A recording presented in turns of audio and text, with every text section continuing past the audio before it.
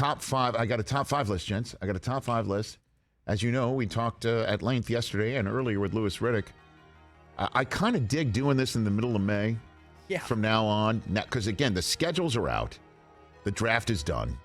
The evaluations for free agents are virtually complete. I mean, there are still people like Zeke Elliott, for some reason, still looking for a job or come on back home, a landing spot. Come on back home. But we have over 90% of the information I think we need, barring injury, to go way early and tell you which teams that missed the playoffs last year are going to crash the party and make the playoffs this year. On average, half the playoff field in the NFL the last 3 years is new every year.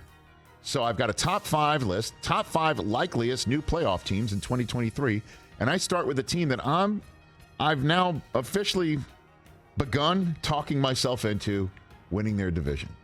And that's the Atlanta Falcons in the NFC South. Oh, hello, Rich Eisen. I like Bijan Robinson. It's time for Kyle Pitts, man. Mr. Pitts has been cutting his Snickers with a knife and fork for too damn long. Okay? In the football world. It's time. It's time for Kyle. By the way, Kyle, if you're watching, it's a Seinfeld reference. Ask your coach, because Arthur Smith has got a sense of humor, as we all know. I like the moves they made defensively. Jesse Bates is a nice free agent pickup. Calais Campbell is going to teach these guys in that locker room what it means to win football games. It's really all on Desmond Ritter's shoulders, right? Positionless football is what Terry Fontenot, the general manager, called their philosophy when he said they drafted Bijan Robinson as more than a running back. And honestly, where does the player who represents positionless football at the running back position reside the last couple of years? In Atlanta with Cordero Patterson, right? So let's see. Drake London, year two. Kind of dig it. They protect up front, rush the passer in the trenches, the NFC South being winnable. I'll take Atlanta, number 5 on this list. Number 4 on this list is a team that finished strong.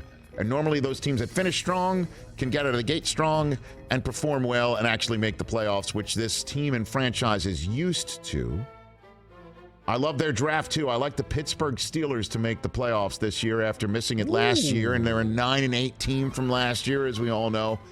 The famed stat of their head coach not having a losing record. That's impressive.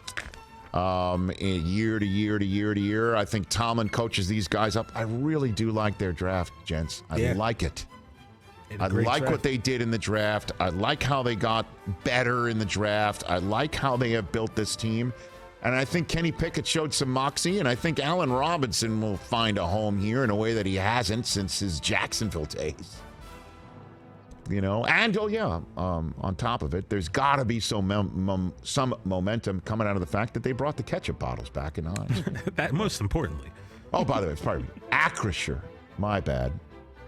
So, number 3 on this list is going to be controversial. I know somebody's going to roll their eyes and Aaron Judge like I'm looking right at him.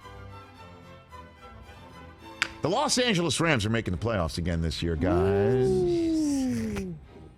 They're doing it. I don't care what you think. I don't care what you think. I've got a feeling. Just call me Flashdance. Or you'd be the Black Eyed Peas if you had a feeling. What is it? I'm hooked on a feeling? What is it? What is a feeling? Oh, what a feeling. Oh, what a feeling. Yeah, I've got a feeling. It's both. Uka Shaka. Yes. Hooked on a feeling. Guess what? Stafford's back, Kupp's back, Donald's back. Let's roll. What about the other 19 players? I don't care. That's good enough for me. Sean McVay's renewed energy. Let's go. Last year was a total disaster. Total complete disaster. I think the Rams can come back and make some noise. Their schedule is terrible, though. Very difficult. First 2 on the road, last 2 on the road. Come on, they play four teams coming off of a bye. But I'm still gonna think that the Rams make it back in this mix. Number 2 on this list, I think you can guess these the final 2 teams. I'm on it. I'm on this bandwagon. I hope you can understand. I feel like I'm a driver of this bandwagon. I helped create the bandwagon. The Lions. You were on early. I mentioned the Lions in March. Louis Riddick said earlier, he mentioned him in January, when he said they mopped the floor with the Packers, and they did. They did. And the league saw them win 8 of their last 10. They see this coach who is the right kind of crazy, and they see Aiden they see Aiden Hutchinson, and they see this offense. I'm on Ross St. Brown. Remember I said he was a top 10 receiver in the league? I like what they've done. I like Jahmyr Gibbs. There's going to be a lot of people who are going to be shocked at how much of a matchup nightmare he is. Can we say his name? His 12th. Sorry? Can we say his name in the whisper? Because my fantasy guys might be watching this. I want them to know about Jahmyr Gibbs. Everyone's going to be shocked about how 12th overall might be a proper spot for him to be picked. Number 1 on the list, you know what it is. It's your show. What do you mean it's my show? What do you mean it's my show? They have the offensive and defensive rookie of the year. They've got Quinnen Williams. I don't care he's removed Jets from his team, from his bio on Twitter. This is all posturing. The Jets will sign him. They didn't spend a gajillion dollars on Rodgers just to make their other difference maker disappear. This will get done. In the same way I knew Rodgers' trade was going to get done, Quinnen Williams will get done, and he will be hunting. And the rest of this team, as constituted, if they stay healthy, all they were missing last year was a quarterback who could give them another touchdown or 10 points a game, and they got a guy who can do that and more. And a coaching staff that's ready to roll. They are making the playoffs. They are the likeliest team out of all those that missed the playoffs last year to make it this year. And 7-10 isn't too terrible a record to improve from.